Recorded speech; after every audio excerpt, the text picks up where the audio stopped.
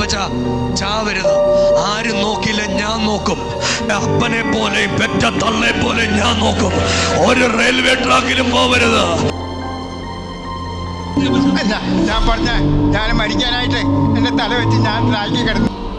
ആ ട്രെയിൻ ദൈവം മാറ്റിവിട്ട് ഈ അപ്പച്ചന് വേണ്ടി ഇന്ന് എലോഹീമി വരണമെന്ന് ദൈവം തീരുമാനിച്ചിരുന്ന പ്രിയരെ,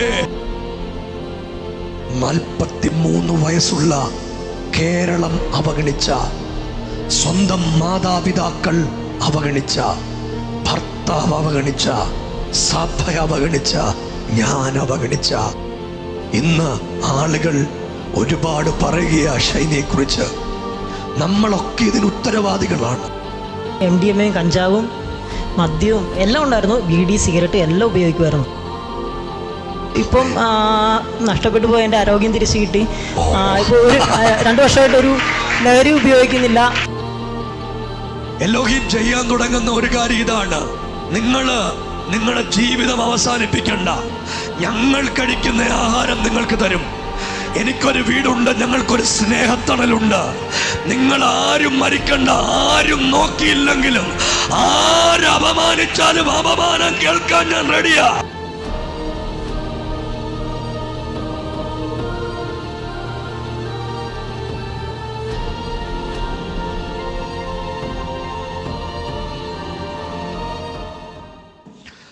നമ്മുടെ ലോകം ഒരു വല്ലാത്ത നിലയിലൂടെ മുന്നോട്ട് കടന്നു പോകുകയാണ്. ഏറ്റുമാനൂരിൽ ഷൈനി എന്ന് പറയുന്ന 43 വയസ്സുകാരി 2 ഓമന മക്കളെയും പിടിച്ചുകൊണ്ട് എല്ലാ ദിവസവും രാവിലെ കുർബാനയ്ക്ക് വേണ്ടി പള്ളിയിലേക്ക് പോകും. അന്ന് രാവിലെയും ഒരു ദിവസവും കുർബാന മുടക്കാത്ത രാവിലത്തെ കുർബാനയ്ക്ക് വേണ്ടി, പ്രഭാത നമസ്കാരത്തിന് വേണ്ടി പോകുന്ന അമ്മയും മക്കളും.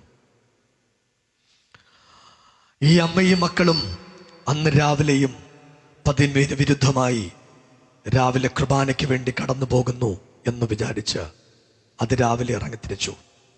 ഇനി ഞാൻ പറയാൻ തുടങ്ങുന്നത് പോലീസ് എഴുതിയ FIR, മാധ്യമങ്ങൾ റിപ്പോർട്ട് ചെയ്തത്, CCTV ദൃശ്യങ്ങൾ, ഈ കാര്യങ്ങളെല്ലാം കോർത്തിണക്കി നിങ്ങളോട് പറയാൻ തുടങ്ങുക.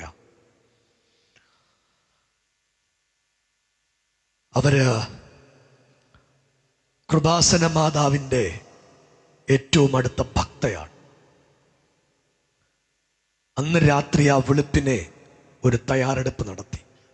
തയ്യാറെടുപ്പ് ഇങ്ങനെയാണ്: തൻ്റെ മാല, തൻ്റെ കയ്യിലുണ്ടായിരുന്ന വള, ഒരു മോതിരം, ഇതെല്ലാം കൃപാസന മാതാവിൻ്റെ പുസ്തകത്തിനകത്ത് തിരികെ വെച്ചു. ഒരു CCTV ദൃശ്യം ഇപ്പോഴും എൻ്റെ മനസ്സിൽ നിന്ന് പോയിട്ടില്ല. ആ ചെറിയ കുഞ്ഞ് പോകാൻ മടിക്കുകയാണ് മരണത്തിലേക്ക്.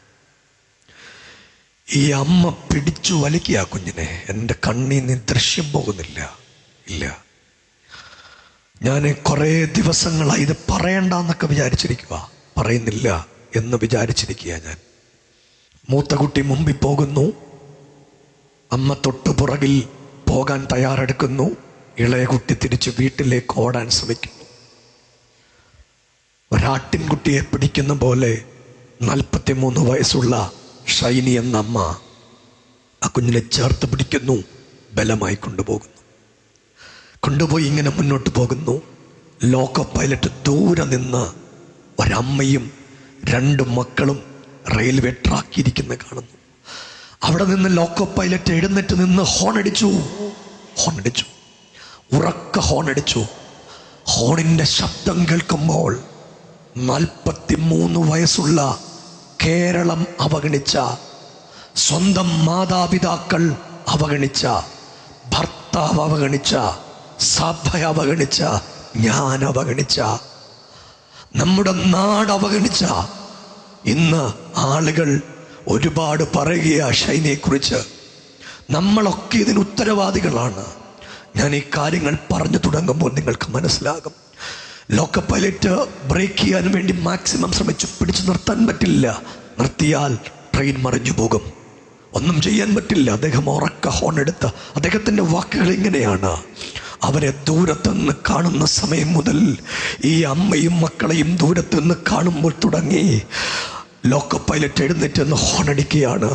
ഇദ്ദേഹം മനസ്സിൽ പ്രാർത്ഥിക്കുക, ദൈവമേ എങ്ങനെങ്കിലും ഇവരിവിടെ നിന്ന് എഴുന്നേറ്റ് പോകണം. സംഭവിച്ചത് എന്നാണെന്നറിയാമോ?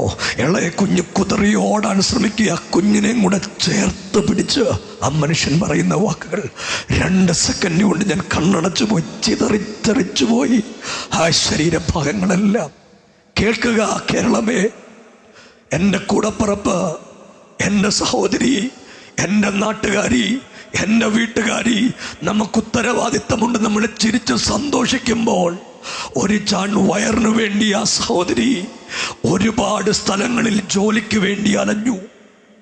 കാരിത്താസ് മുതലുള്ള എല്ലാ ഹോസ്പിറ്റലിലും കയറിയിറങ്ങി BSc നഴ്സിംഗ് പഠിച്ച 11 വർഷം ഗ്യാപ്പുള്ള ഷൈനി എന്ന് പറയുന്ന എൻ്റെ കൂടപ്പറപ്പ് എല്ലാ സ്ഥലങ്ങളിലും കയറിയിറങ്ങി. ആദ്യത്തെ സ്ഥലത്ത് ഹോസ്പിറ്റലിൽ ചെന്നപ്പോൾ അവര് പറഞ്ഞു, ഗ്യാപ്പുള്ളത് കൊണ്ട് ജോലി ചേരാൻ നിവർത്തിയില്ല. ഇല്ല. പിന്നീട് ആശ്രമങ്ങൾ, 6 ഹോസ്പിറ്റലിന്റെ പേര് പറയാൻ നിർബന്ധിതനാകുക. പറയുന്നില്ല പേര് ഞാൻ. 6 ഹോസ്പിറ്റലും മുട്ടിത്തകർന്ന ഈ നോബി എന്ന് പറയുന്ന ഭർത്താവിൻ്റെ സഹോദരൻ പള്ളിയിലെ അച്ഛനാണ്. അദ്ദേഹത്തിൻ്റെ ഇൻഫ്ലുവൻസ് കൊണ്ടാണ് ഈ സഹോദരിക്ക് ജോലി കിട്ടാഞ്ഞത് എന്നതാണ് വീട്ടുകാരുടെയും പോലീസിൻ്റെയും ഭാഷ്യം. നിങ്ങൾ കേൾക്കുക. ഈ സഹോദരി ചെല്ലുന്ന എല്ലാ സ്ഥലത്തും അവരെ ആട്ടിയിറക്കാൻ എല്ലാ സംവിധാനങ്ങളും അവർ ചെയ്തു. നോബിയുടെ മാതാപിതാക്കൾ പറഞ്ഞത് എന്നാന്നറിയാമോ? നീ തെണ്ടിത്തിരിഞ്ഞ് ഈ കുഞ്ഞുങ്ങളെയും കൊണ്ട് നീ എൻ്റെ അടുത്ത് തിരിച്ചു വരും. അന്ന് രാത്രി ഒരു സംഭവം നടന്നു. നോബി എന്ന് പറയുന്ന ഭർത്താവ് അവളെ ഫോണിൽ വിളിച്ച് ഒരു വാക്ക് അവളോട് പറഞ്ഞു, പോയി ചാവടി, നിന്റെ പിള്ളാരെയും കൊണ്ട് പോയി ചാവടി.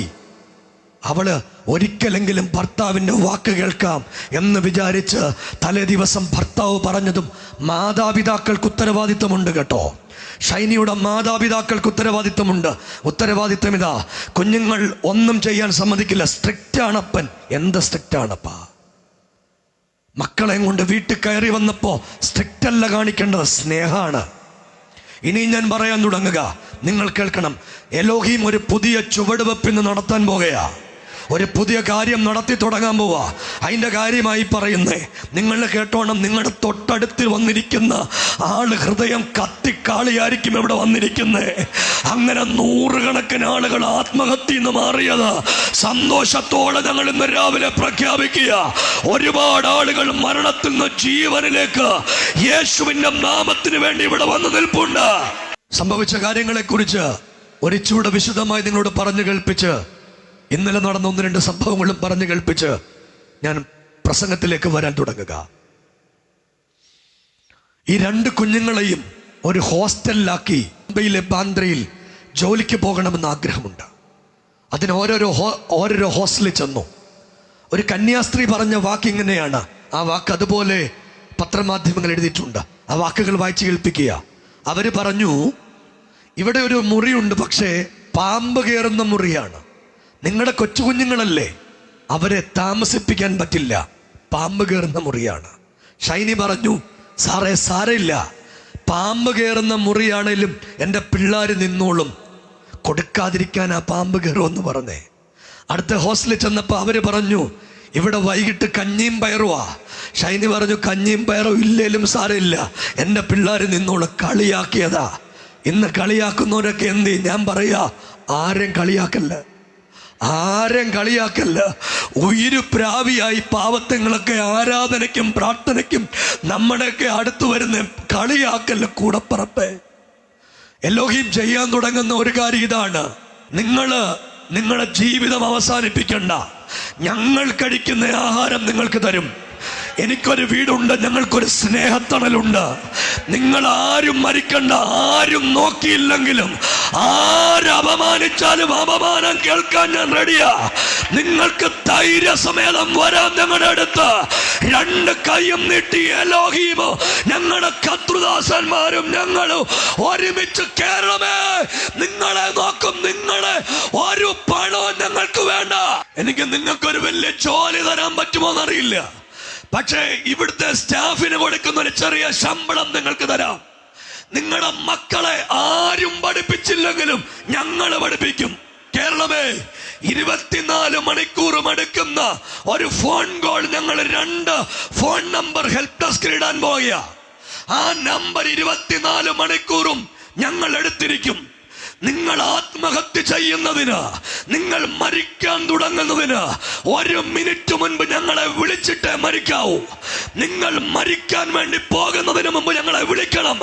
നിങ്ങളെ ഞങ്ങൾ സംരക്ഷിക്കും. നിങ്ങളുടെ കുടുംബത്തെ ഞങ്ങൾ സംരക്ഷിക്കും.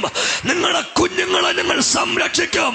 കേരളമേ, ഭാരതമേ, 24 മണിക്കൂറും ഫോൺ എടുക്കുന്ന ഒരു ഹെൽപ്പ് ലൈൻ നമ്പർ ഞങ്ങളുടേതുണ്ടാകും.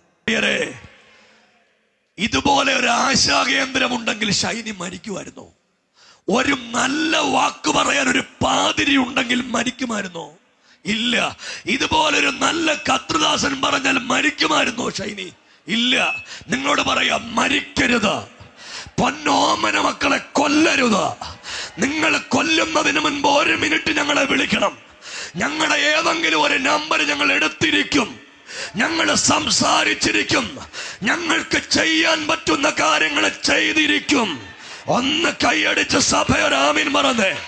നമ്മളെല്ലാരും കൂടെ ഒന്ന് പ്രാർത്ഥിച്ച് ആ സംരംഭം പ്രാർത്ഥിച്ച് ദൈവകരങ്ങളെ കൊടുക്കുക.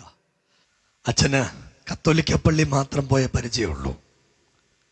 ഇനിയും പോകാത്ത സ്ഥലമൊന്നുമില്ലല്ലേ? ഇല്ല. മന്ത്രവാദികളുടെ സ്ഥലത്ത് പോയിട്ടുണ്ട്.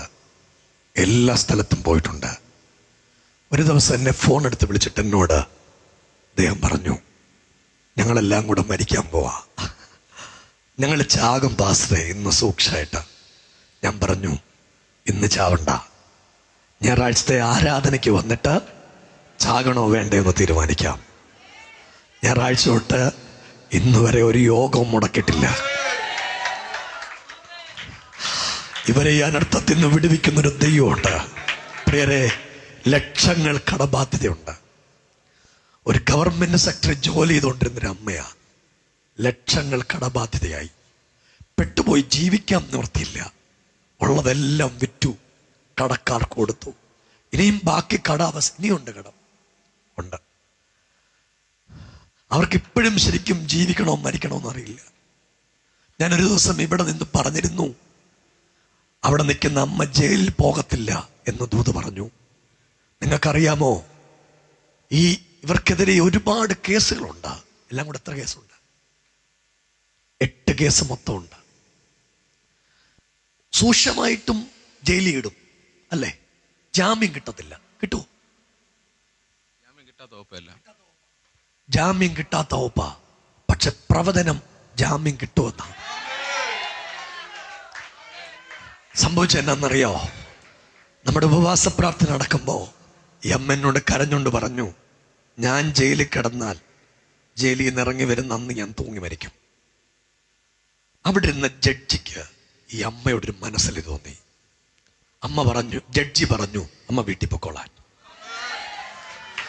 അദ്ദേഹത്തിന്റെ ഫ്രണ്ടായ വക്കീല് ചോദിച്ചു, ഞാനിത് വാദിച്ചോണ്ടല്ല, നിങ്ങൾ പ്രാർത്ഥിച്ചില്ലേ, ആ പ്രാർത്ഥനയുടെ ശക്തിയാ. നിങ്ങൾ ഈ കുടുംബത്തിന് വേണ്ടി പ്രാർത്ഥിക്കണം. നമുക്കൊരു റെസ്പോൺസിബിലിറ്റി ഉണ്ട്. ഇവര് ജീവിക്കണം. ഈ അമ്മയ്ക്ക് ഒരു മോളേ ഉള്ളൂ. മോളുടെ ഹസ്ബൻഡ്, 2 കുഞ്ഞുങ്ങള്. അവരെ നമുക്ക് തിരുവനന്തപുരത്ത് ചർച്ച ഉണ്ട്. പക്ഷെ അവർക്ക് ഇവിടെ ആരാധനയ്ക്ക് വരാനാണ് ഇഷ്ടം. ഇവിടെ വന്ന് പോകുമ്പോൾ ഒരു സമാധാനം. അങ്ങനെ വന്ന എല്ലാവരും ഒന്ന് കൈനീട്ടിപ്പിടിച്ചേ, ഒന്ന് പ്രാർത്ഥിച്ചേ. അവർക്കൊരു വഴി തുറക്കണം. വേറെ ഒന്നുമില്ല, ഒരു വഴി തുറക്കണം അവർക്ക്. എല്ലാവരും ഒന്ന് ആത്മാർത്ഥമായിട്ടൊന്ന് പ്രാർത്ഥിച്ചേ. എനിക്ക് കൊടുത്ത് സഹായിക്കാനായിട്ട് വേറെ ഒന്നുമില്ല പ്രിയരെ, ഉണ്ടേ ഞാൻ കൊടുത്തേനെ. നിങ്ങളൊന്ന് അവർക്ക് വേണ്ടി കൈനീട്ടിപ്പിടിച്ച് പ്രാർത്ഥിച്ചേ. അവർ ജീവിക്കണം. ഈ പിഞ്ചു കുഞ്ഞുങ്ങൾ ജീവിക്കണം. അവർ നല്ലതായിട്ട് മുന്നോട്ട് പോകണം. അവരുടെ ജീവിതം രക്ഷപ്പെടണം. അവർ ദൈവത്തിന് വേണ്ടി ഉയർത്തപ്പെടണം. അവർ യേശുവിന് വേണ്ടി ജീവിക്കണം. യേശുവിന്റെ സാക്ഷികളായിട്ട് അവർ മാറണം. എല്ലാവരും ഒന്ന് ഹൃദയം തുറന്നൊന്ന് പ്രാർത്ഥിച്ചേ. ഈ അമ്മയ്ക്ക് ജോലി തിരിച്ചു കിട്ടണം. ഈ കുടുംബത്തെ ഓർക്കണം. അവരിനി മരിക്കുന്ന കാര്യത്തെ കുറിച്ച് ചിന്തിക്കരുത്. താതനെ, ഞങ്ങൾ ഒരുമിച്ച് പ്രാർത്ഥിക്കുക.